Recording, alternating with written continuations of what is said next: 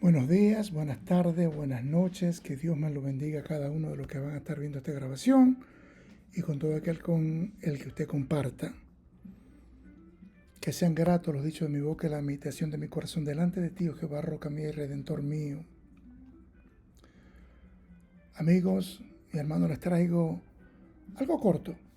No voy a coger mucho tiempo, pero es una pregunta que verdaderamente debe de hacerse. Y la pregunta ¿es el purgatorio bíblico? ¿Es el purgatorio bíblico? Amigos, la eternidad no es algo con que debemos jugar.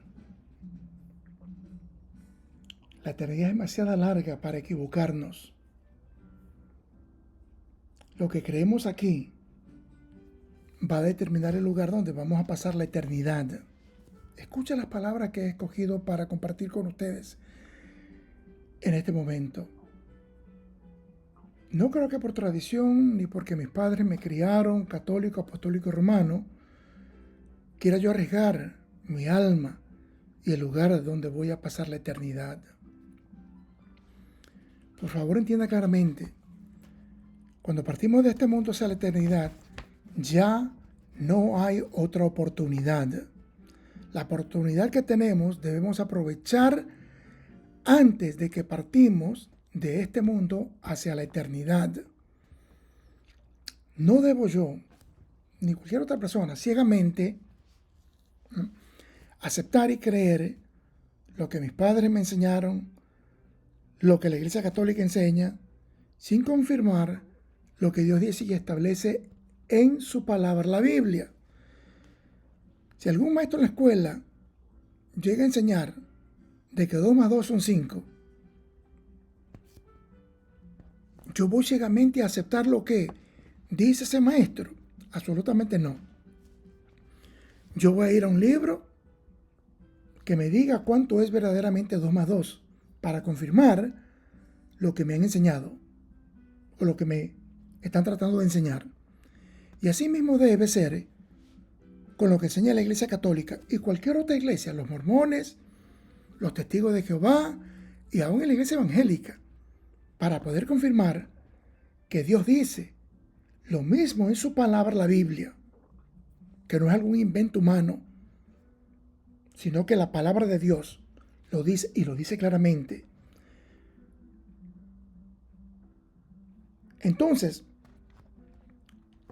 me voy a concentrar en la pregunta de esta exposición. Y una pregunta, como dije anteriormente, que debería hacerse todo católico. Todo católico romano debe hacerse esta pregunta. ¿Es el purgatorio bíblico? Porque eso es una de las enseñanzas que tienen dentro de la Iglesia Católica Romana. Y quisiera compartir con ustedes lo que Dios establece en su palabra. No estoy haciendo esto porque tengo algo en contra de los católicos. Al contrario, estoy compartiendo lo que enseña. Escuche, no porque tengo algo en contra de los católicos, al contrario, estoy compartiendo esto, ¿no? Lo que enseña la Iglesia Católica a la luz de la verdad de lo que Dios dice y establece en su palabra. La Iglesia Católica Romana enseña que cuando una persona muere, cuando una persona parte de este mundo, va a un lugar que ellos llaman el purgatorio, para supuestamente, como dice la palabra, purgar pecados que no llegaron a confesar aquí en la tierra antes de partir de este mundo hacia la eternidad. Y déjenme ser claro en esto, la palabra purgatorio no existe en la Biblia desde el Antiguo Testamento hasta el Nuevo Testamento. 39 libros en el Antiguo Testamento y 27 en el Nuevo Testamento, los 66 libros, desde el Génesis hasta el Apocalipsis, la palabra purgatorio no existe. Esa palabra se encuentra en uno de los libros apócrifos. Esos libros Los únicos que aceptan como que son canónicos, que son inspirados por Dios, es la Iglesia Católica Romana. Y hay una mención en uno de los libros de la apócrifa, de esos libros apócrifos. Pero desde Génesis hasta el Apocalipsis no hay ninguna mención. Y el Señor Jesús nunca enseña ni hace mención de tal lugar llamado el purgatorio. No lo hay. La creencia esta enseña es que por medio de unas misas y unos rezos de Padre Nuestro y Ave Marías pueden sacar el alma de esa persona de ese lugar llamado el purgatorio para que sea trasladado al cielo y de esa manera deje de sufrir. En el Evangelio según San Lucas, en el capítulo 16, los versos 19 al 31, hay una historia muy interesante. Cuando usted tenga tiempo, por favor, vaya y léala. Mateo capítulo 16, el Evangelio según San Mateo capítulo 16, versos 19 al 31. En esa historia que el Señor Jesús habla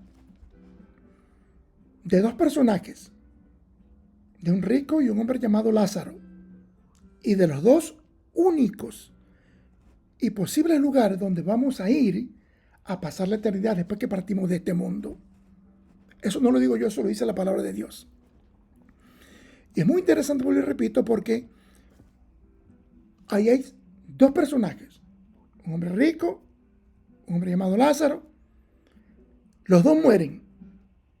El rico muere y desafortunadamente va y se encuentra en un lugar que se le llama el Hades. Usted va a encontrar esa palabra ahí en el capítulo 16 de Mateo. Perdón, de Lucas. De Lucas, capítulo 16, versos 19 al 31. El rico va a ese lugar llamado el Hades. Y Lázaro va al otro lugar. Que ahí en la historia que está haciendo el Señor Jesús, le llama el seno de Abraham. Y le digo por qué. El Señor Jesús se está dirigiendo al pueblo judío. El pueblo judío sabía y asociaban el paraíso, el cielo, con ese lugar, con ese nombre, llamado el seno de Abraham. Y el Hades, que identifica allí en la historia, es lo que nosotros le conocemos como el infierno, comúnmente. Ya, en otras palabras, los dos únicos y posibles lugares donde vamos a ir a pasar la eternidad después que partimos de este mundo se llama el cielo y el infierno. No hay ningún otro más. Si usted no lo quiere creer, no me lo crea, no lo acepte, rechácelo, siga creyendo lo que le enseña la Iglesia Católica Romana y rechace lo que dice Dios en su palabra. Eso es cosa suya. Usted tiene todo el derecho a rechazar lo que la palabra de Dios dice.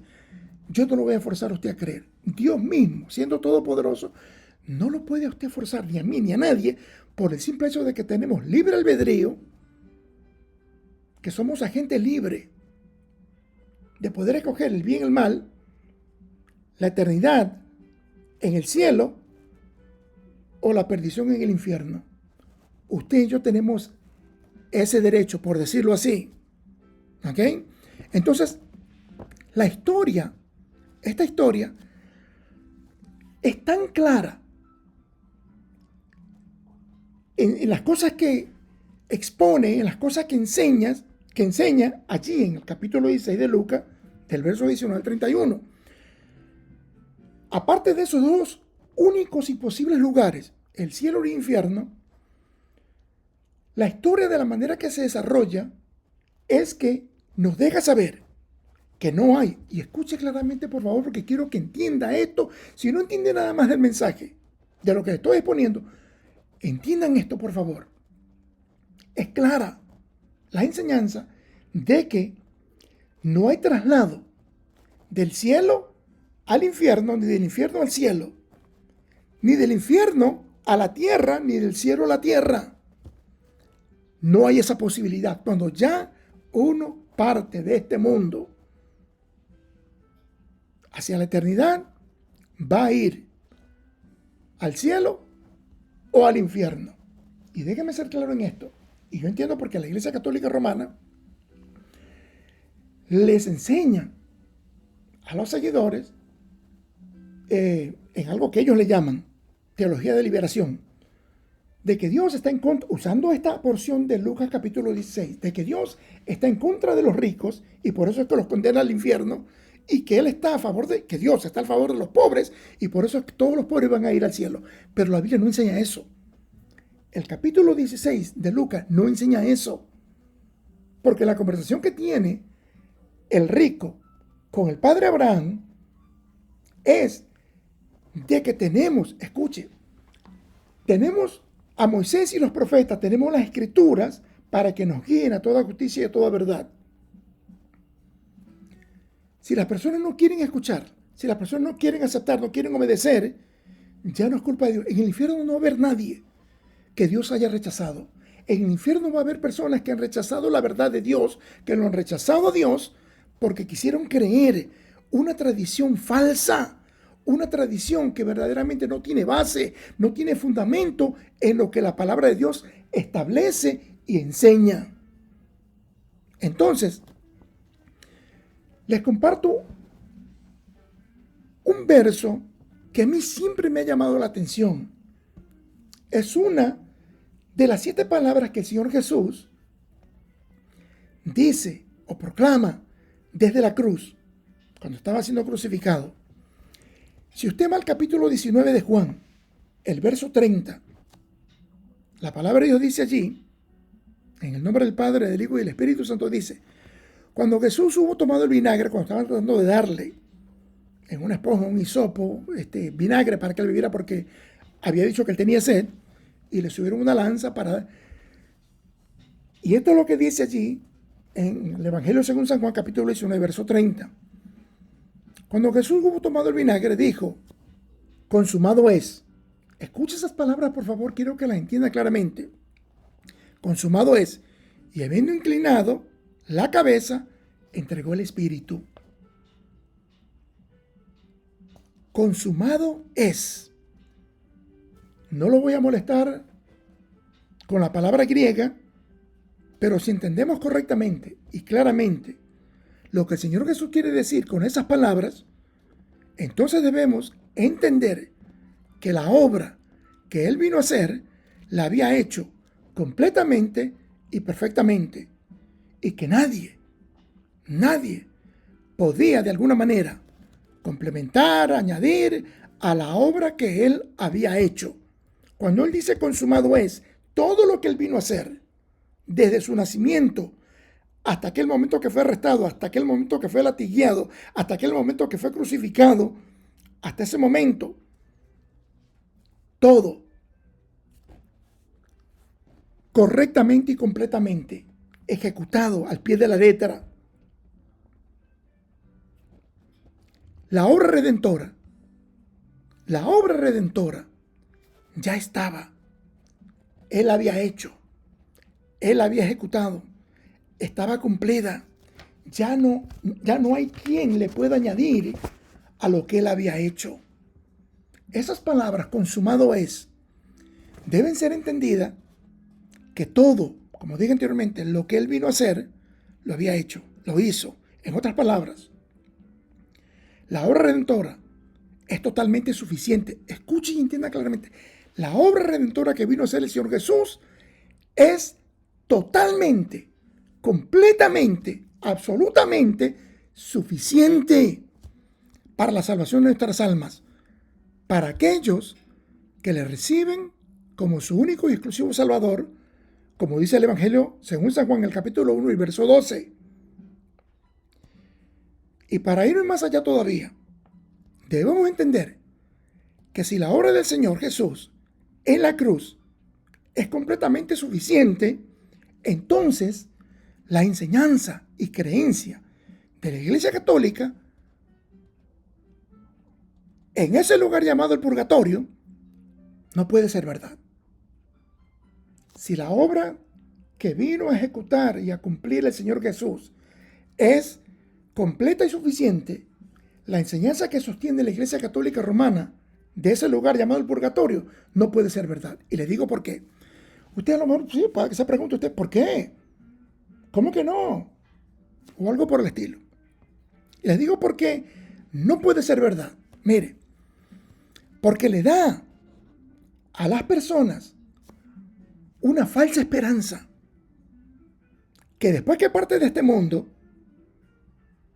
tiene otra oportunidad, cuando la oportunidad verdaderamente que nos da Dios es aquí y ahora.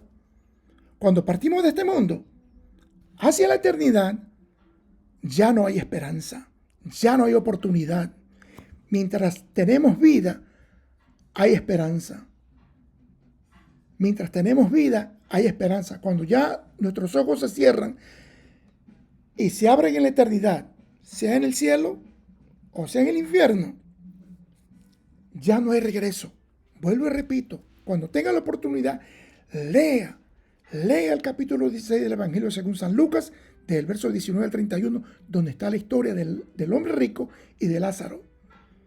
Léalo detalladamente, léalo paulatinamente, léalo despacio, tranquilamente. Siéntese a pensar, a razonar y analizar lo que dice y establece Dios en su palabra. Estas no son mis palabras. Estas no son las palabras de la iglesia protestante, de la iglesia evangélica, de la iglesia pentecostal. No, esta es la palabra de Dios. Y la palabra de Dios establece que solamente hay dos lugares. No hay purgatorio. No existe el purgatorio. Eso es una falsa esperanza que le dan a las personas. Y si yo pienso correctamente, como dije ya, de que si la obra del Señor en la cruz es suficiente, es completa, entonces el purgatorio no puede ser verdad. Porque si el purgatorio es verdad y tenemos otra oportunidad cuando partimos de este mundo, entonces la obra de Jesús en la cruz del Calvario no es completa y no es suficiente. Cuando Él dijo consumado es, no puede haber estado declarando la verdad de que verdaderamente todo lo que Él vino a hacer, a ejecutar, a cumplir, haya sido consumado en su totalidad. No puede ser verdad.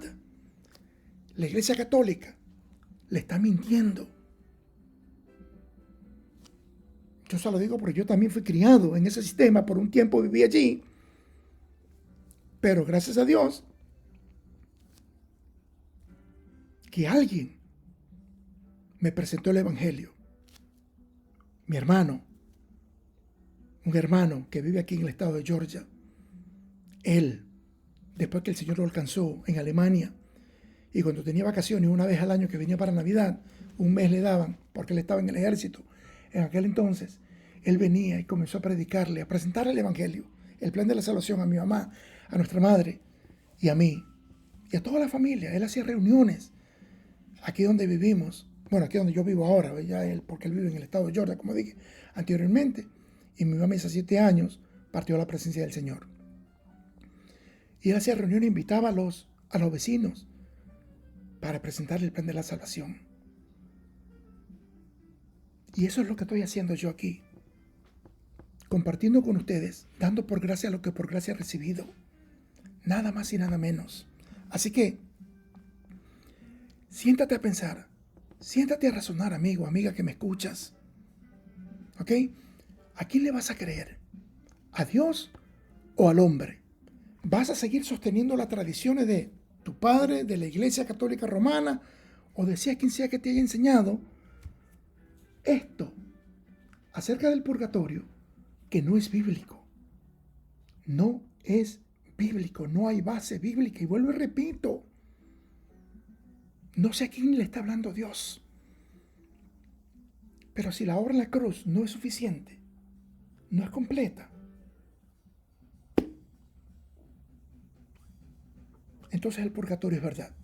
Pero si la obra que vino el Señor Jesús a ejecutar, a cumplir, cuando dijo esa palabra consumado es, en Juan capítulo 19, verso 30, cuando él dijo consumado es que todo lo que él vino a hacer, ya la obra redentora, la obra salvadora, está hecha para aquellos que creen, para aquellos que vienen, como dice Juan, el capítulo 1, verso 12, como dije anteriormente.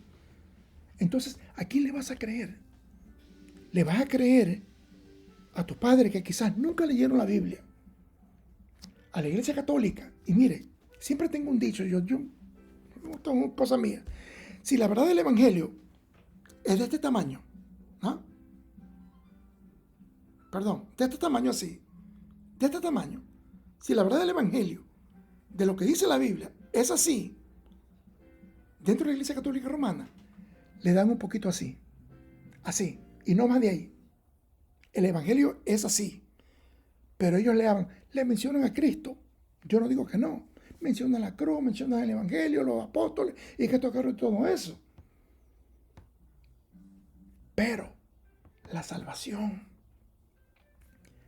lo que vino a ser Jesús, a rescatar lo que se había perdido, no lo hablan. Y no le van a decir esto que yo le estoy exponiendo en este momento por lo que dice la palabra de Dios. Si nunca has hecho una oración, y orar no es nada más que hablar con Dios, hablar con el Señor. Cierra tus ojitos allí donde estás y haz esta oración conmigo.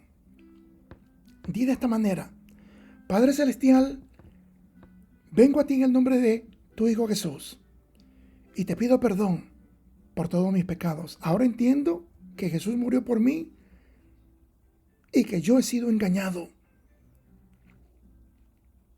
Por favor te pido, lávame de toda mi maldad en la sangre de tu Hijo Jesús que vertió en la cruz del Calvario. Te pido que escribas mi nombre en el libro de la vida y lléname de tu Espíritu Santo para poder dejar todo aquello que no te agrada y poder servir de todo corazón, con toda mi alma, con toda mi fuerza, con toda mi vida. Y dame sabiduría para entender tu palabra y poder compartir con otros las buenas nuevas, el evangelio de que Jesús salva, sana y viene pronto por su iglesia. Te lo pido todo en el nombre de tu Hijo amado Jesús, que ahora se ha convertido en mi Salvador. Amén. Y si oraste esa oración, te digo lo que dice 2 Corintios capítulo 5, verso 17. Has nacido de nuevo. Porque dice 2 Corintios capítulo 5, verso 17, de modo que si alguno está en Cristo, nueva criatura es. Las cosas viejas pasaron, y aquí todas son hechas nuevas.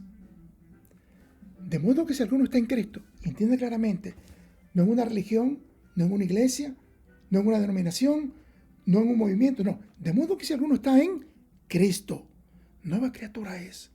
Las cosas viejas pasaron, y aquí todas son hechas nuevas.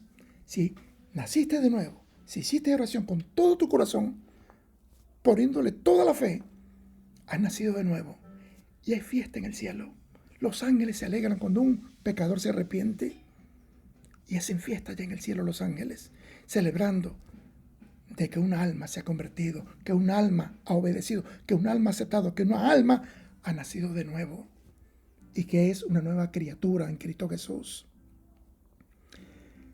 Empieza leyendo el Evangelio según San Juan. Léelo 3, 4 veces y después que termines de leer el Evangelio según San Juan, lee el Nuevo Testamento completo desde Mateo al Apocalipsis. Unas 2 veces por lo menos. Léelo y empieza a visitar una iglesia donde se predica el Evangelio completo. El Evangelio completo. No el Evangelio de prosperidad, el Evangelio no. Ve a una iglesia, pídele al Señor que te guíe, que te direccione, para que te lleve a una iglesia donde predican el Evangelio completo.